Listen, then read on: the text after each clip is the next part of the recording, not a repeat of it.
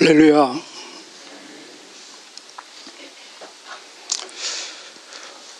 우리 지금 이사야 함께 보고 있는데, 이 예언서는 계속해서 멸망에 대한 경고, 그리고 동시에 구원과 회복에 대한 약속과 격려가 함께 계속해서 함께 나오고 있습니다.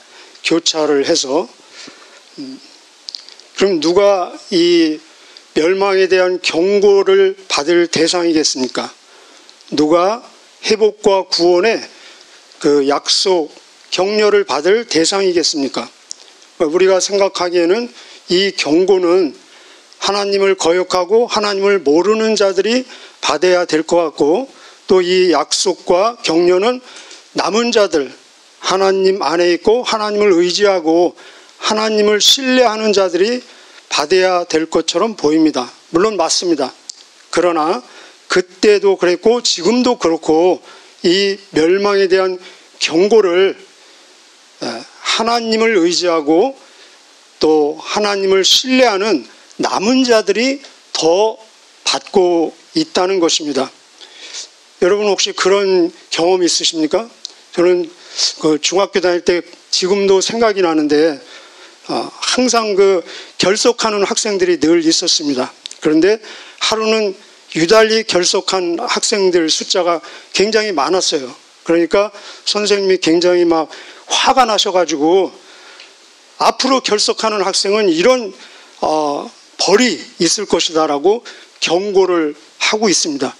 그런데 결석하면은 그런 벌이 있겠다는 경고를 지금 누가 듣고 있습니까? 결석한 학생이 듣는 것이 아니라 출석한 학생들이 그 경고를 받으면서 앞으로 결석하지 말아야 되겠다라는 그 마음을 다시 다짐하면서, 또 그들에게는 일일이 너 누구 알지? 결석한 학생 너 누구 알지? 너 누구 알지? 하면서 그에게 전해주라는 이 특권과 의무를 부여받는 그런 시간이 지금도 기억이 나고 있습니다. 그렇습니다. 지금도 이 멸망 그리고 심판, 이런 거에 대한 경고를 들을 수 있는 자리에 있다는 그 자체는 은혜고 축복이고 특권이고, 그리고 하나님의 각별한 은총이라는 것입니다. 동시에 신성한 의무가 부여되고 있다는 것입니다. 우리는 들었으면 반드시 듣지 못한 자들에게 전해줘야 될 책임과 의무가 부여된다는 것입니다. 오늘 말씀의 배경은 이 아수르가 예루살렘을 포위해서 공격하려는 그런 상황이 배경이 되겠습니다. 우리 1절 한번 읽어보실까요? 1절은 나의 가치관이 어떤 가치관인가를 점검해 볼 수 있는 하나의 근거를 우리에게 제시해 주고 있습니다. 1절이요. 시작. 너 학대를 당하지 아니하고도 학대하며 속이고도 속임을 당하지 아니하는 자여 화 있을 진저. 내가 학대하기를 그치면 내가 학대를 당할 것이며 내가 속이기를 그치면 사람이 너를 속이리라. 그때도 지금도 이런 사람, 이런 국가, 이런 단체가 얼마든지 있을 수 있다는 것입니다.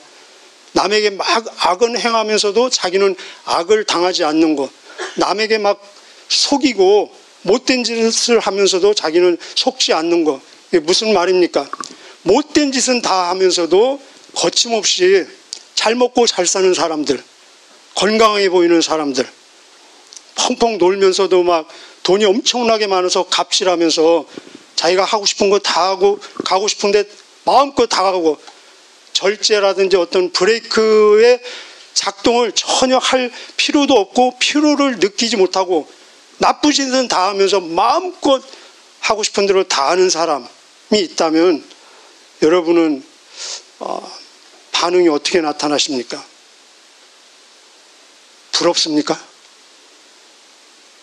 만약에 부럽다면 큰일이죠. 그죠? 행동으로만 그렇게 안 할 뿐이지 나의 가치관도 세상 가치관, 불신앙 가치관 똑같다는 것입니다. 부럽지는 않지만 혹시 화가 나십니까? 하나님을 향해서 막 원망하고 싶고 성실하고 정직하게 살려는 그 열정이 식어지고 싶은 그런 유혹을 혹시 당하지 않으십니까? 만약에 그렇다면은 그것도 정의로 포장된 역시 동일한 세상 가치관이라는 것입니다. 성경은 어떻게 얘기하고 있습니까? 그렇게 하는 자들이 부럽다. 세상 말로 참 운 좋다라고 판단하지 않고 뭐라고 판단합니까? 화가 있을 것이다 라고 얘기하고 있습니다. 화가 있다는 것은 슬프다는 것입니다. 저들을 볼 때 참 슬프고 비참하고 불쌍한 사람들이다. 그들은 바로 기도로 도와주고 격려해주고 하나님께 인도해야 될 정말로 불쌍한 사람들이라는 것입니다. 이것이 신앙의 가치관이고 성경 가치관이라는 것입니다. 우리 2절부터 5절까지는 정의와 공의로 모든 것을 심판하시는 하나님을 절대 신뢰하면서 우리에게 주어진 선물, 기도가, 오늘 기도하러 나오지 않으셨습니까? 기도가 우리에게 주어진 최고의 힘이고 능력이고 특권이라는 것입니다. 이 최고의 능력과 특권을 마음껏 누리시는 저와 여러분 되시기를 축복합니다. 우리 2절부터 5절까지 한번 읽어보실까요? 시작. 여호와여 우리에게 은혜를 베푸소서. 우리가 주를 앙망하오니 주는 아침마다 우리의 팔이 되시며 환난 때에 우리의 구원이 되소서. 요란한 소리로 말미암아 민족들이 도망하며 주께서 일어나심으로 말미암아 나라들이 흩어졌나이다. 황충의 때같이 사람이 너희의 노량물을 모을 것이며 맷돼지가 뛰어오름같이 그들이 그 위로 뛰어오르리라. 여호와께서는 지극히 존귀하시니 그는 높은 곳에 거하시며 정의와 공의를 시온에 충만하게 하심이라. 이 배경은 아까 말씀드린 대로 아수르, 그 당시에 세상 눈으로 보기에는 최고 강대국처럼 보이는 아수르가 지금 예루살렘을 지금 완전 포위해서 공격하기 바로 그 직전입니다. 이때 예루살렘, 남유다는 그들을 제재할 아무런 대안이 없습니다. 아무런 힘도 없습니다. 자체 능력도 없고 주변 도움을 받을 수 있는 어떤 도움의 손길도 없고, 그래서 이들을 달래기 위해서 이 열왕기 하, 그런데 보면은 그 국가에 있는 모든 은금을 다 아수르 왕에게 바칩니다. 심지어 어느 정도까지냐면은 성전 문 그리고 기둥에 막 붙어있는 금까지도 떼어가지고 아수르 왕에게 바칩니다. 얼마나 비참합니까? 그 아수르 왕은 그런 모든 곡물들, 그런 모든 것들을 다 받고 나서 여전히 지금 공격할 태세를 갖추고 있습니다. 그런 상황에서 지금 이런 기도를 하고 있습니다. 열왕기하 19장 19절에 보면은 그 당시에 왕이 히스기야 왕인데, 히스기야 왕이 그렇게 기도합니다. 우리 하나님 여호와여 원하건대 이제 우리를 그의 아수르 왕의 손에서 구원하여 주옵소서. 그런데 그 구원을 위한 기도의 목적이 우리가 사는 것이 목적이 아니라 바로 우리 하나님 여호와의 이름이 모든 세상에 나타나고 천하 만국이 오직 하나님만이 하나님인 것을 알게 하옵소서, 이렇게 기도했다는 것입니다. 우리도 많은 기도의 제목이 있겠지만 결국 그 기도의 궁극적인 목적은 하나님의 영광을 위해서 온 세상에 하나님이 하나님으로 드러나도록 하는 것이 우리의 기도의 궁극적인 목적이 되어야 되지 않겠습니까? 이 기도를 들은 하나님께서 같은 장 열왕기하 19장 34절에 그렇게 반응하십니다. 응답하십니다. 내가 나와 나의 종 다윗을 위해서 이 예루살렘 성을 보존하고 구원하겠다. 응답하십니다. 그리고 나서 그날 밤에 우리 아시죠? 아수르 대군 18만 5천 명이 완전히 좀 미안하지만 송장이 되고, 그리고 그 왕 사네립은 자기 신전에서 경배하다가 자기 아들들에게 살해를 당합니다.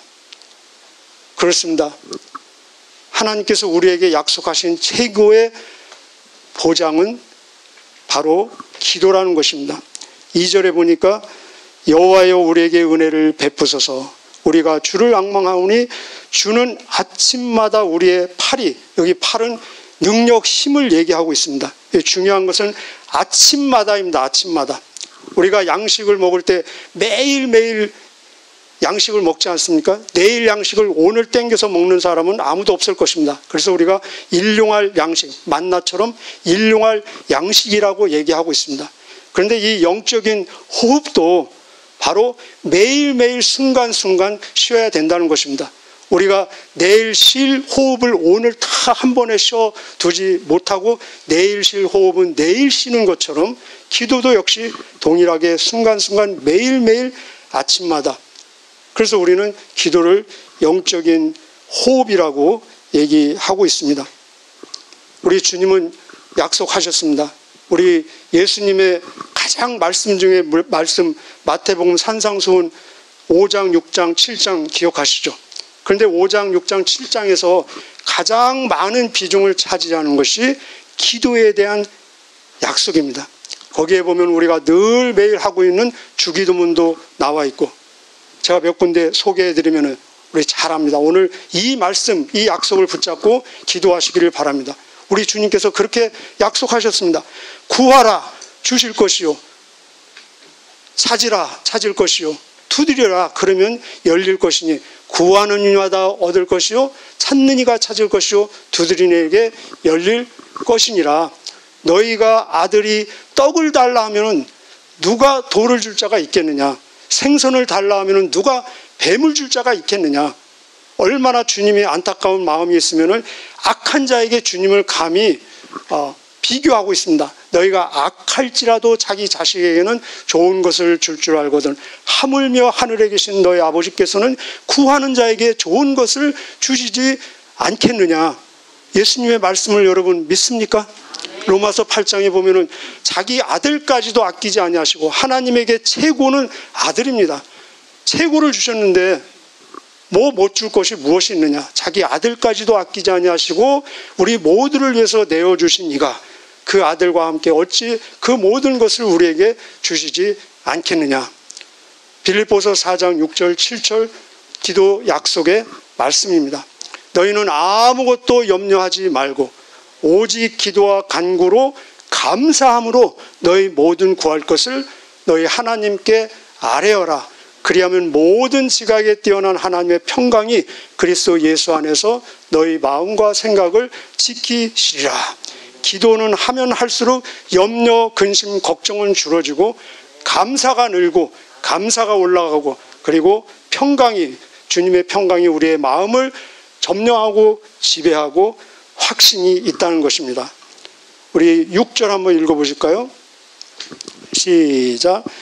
이 시대에 평안함이 있으며 구원과 지혜와 지식이 풍성할 것이니 여호와를 경외함이 내 보배니라.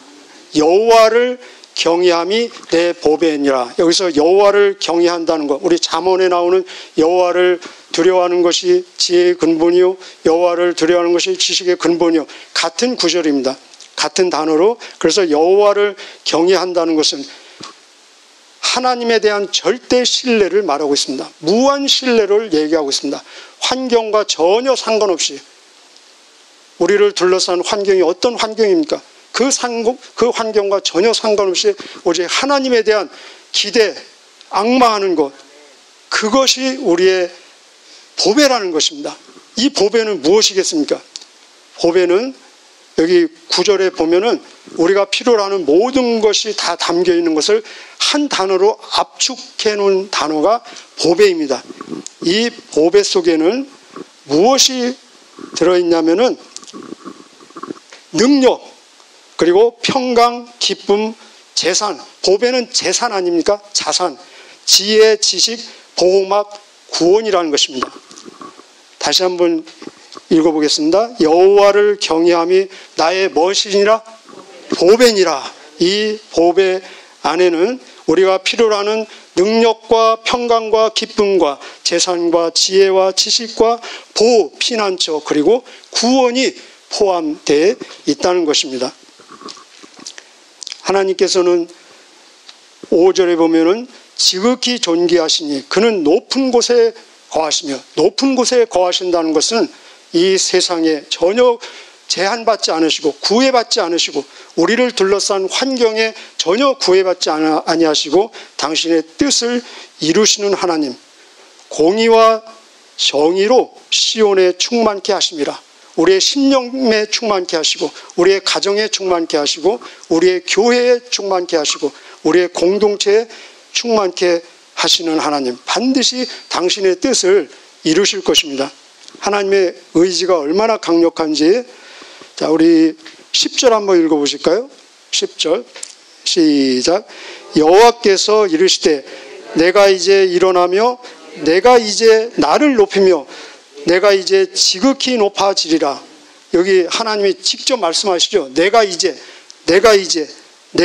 세 번 반복하시면서 내가 나를 스스로 높일 것이다.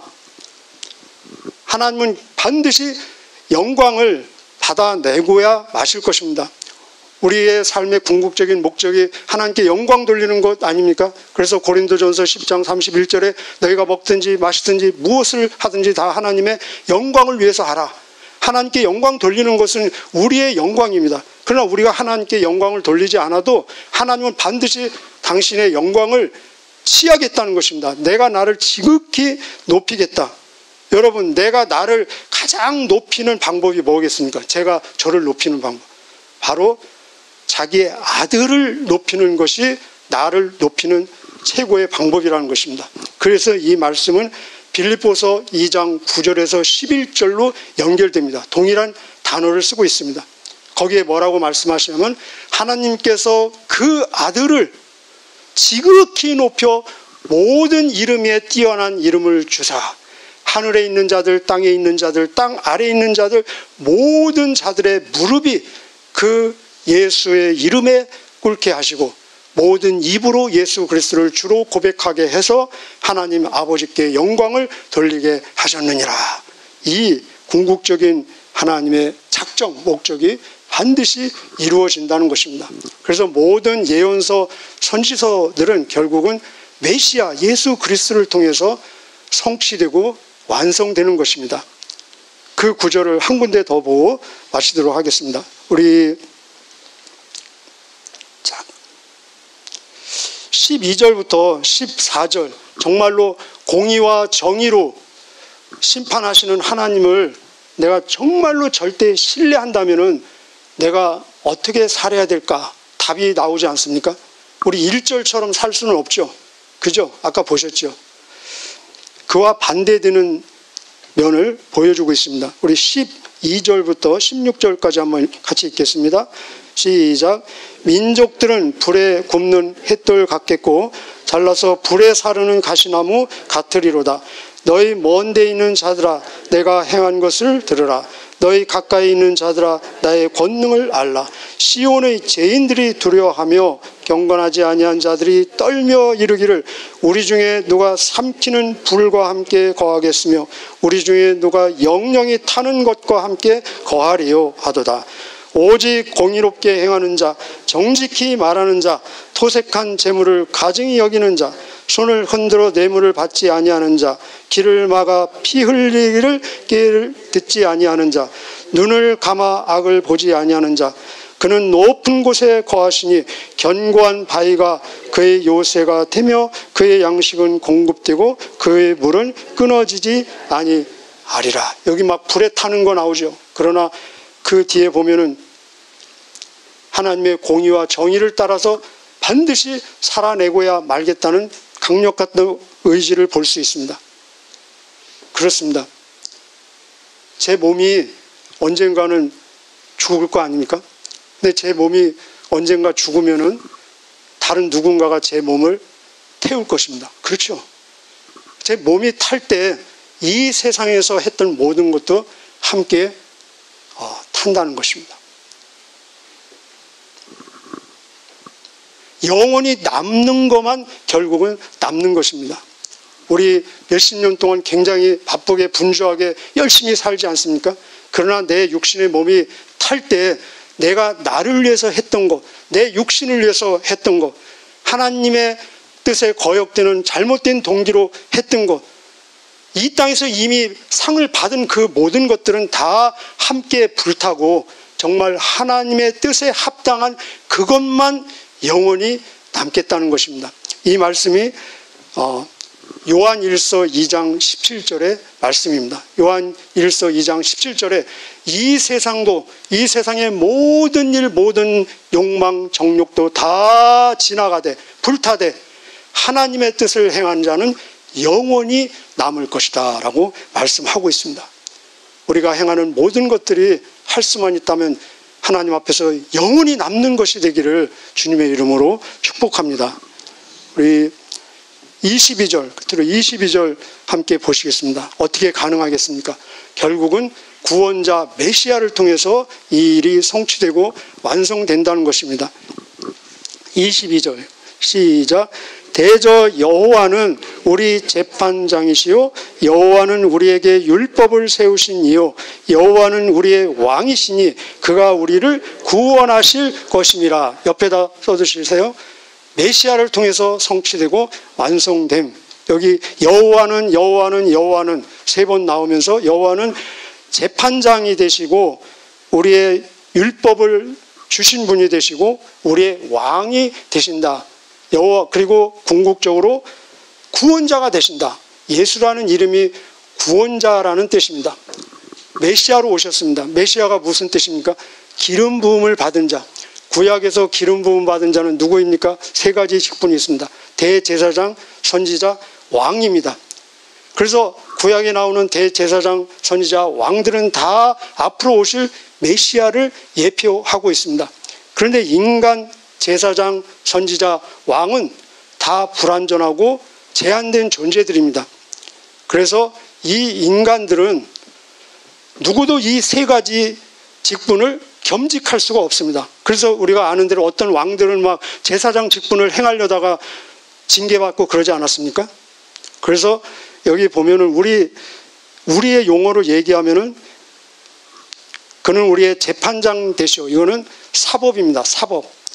그리고 우리에게 율법을 세우시는 이요. 이건 입법입니다. 그리고 우리에게 왕이 되시는 건 무엇입니까? 행정, 통치입니다.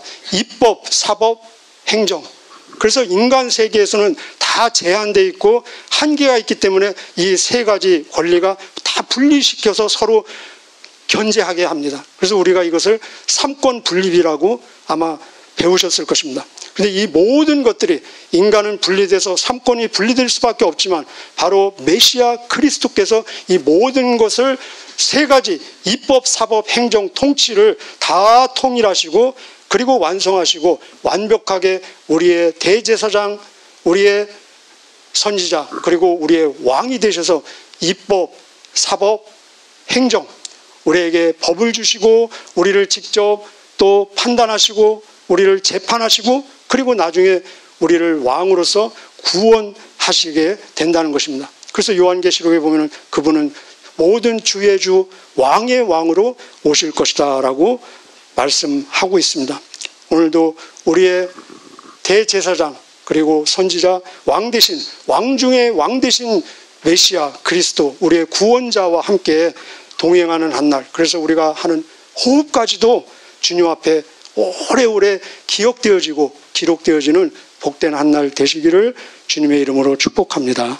기도하시겠습니다.